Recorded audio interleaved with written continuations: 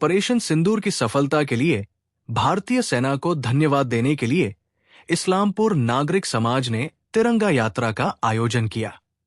शनिवार दोपहर तिरंगा यात्रा मिलनपल्ली दुर्गा मंदिर परिसर से शुरू होकर राष्ट्रीय राजमार्ग से होते हुए इस्लामपुर शहर के विभिन्न इलाके होते हुए आश्रमपाड़ा चौराहे पर जाकर समाप्त हुई।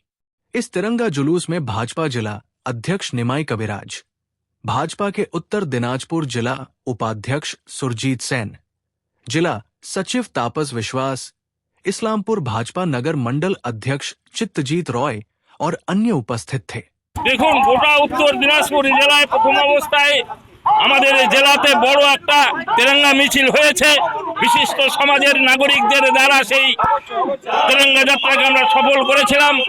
এখন প্রতিটি বিধানসভায় প্রতিদিন প্রতিনিয়ত আমাদের এই তিরঙ্গা যাত্রার মাধ্যমে পাকিস্তানকে উপযুক্ত শিক্ষা দেওয়ার লক্ষ্যে মায়ের সিঁদুর মুছে দিয়েছে। সিঁদুরের বদলা হিসাবে যে অপারেশন সিঁদুর হয়েছে, ভারতীয় সেনা বাহিনী পাকিস্তানের 130 কিলোমিটার ভিতরে ঢুকে সমস্ত সেনা ঘাঁটিকে, জঙ্গি ঘাঁটিকে ধ্বংস করেছে, এয়ারবেস ধ্বংস করেছে এবং সমস্ত জঙ্গিদেরকে নিপাত করবার চেষ্টা করেছে।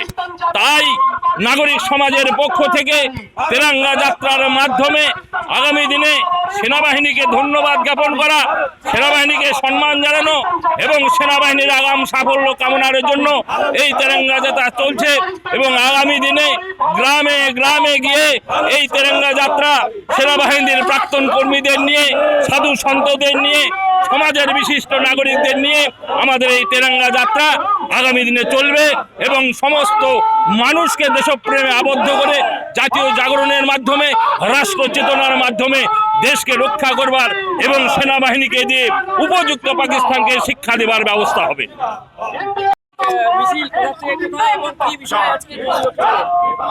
ইসলামপুর নাগরিক সমাজের পক্ষ থেকে আপনারা সকলেই জানেন, কাশ্মীরের পেহেলগাঁয়ে যে নরকীয় ঘটনা ঘটেছিল এবং সেখানে 26 জন নিরীহ হিন্দুকে হত্যা করা হয়েছিল।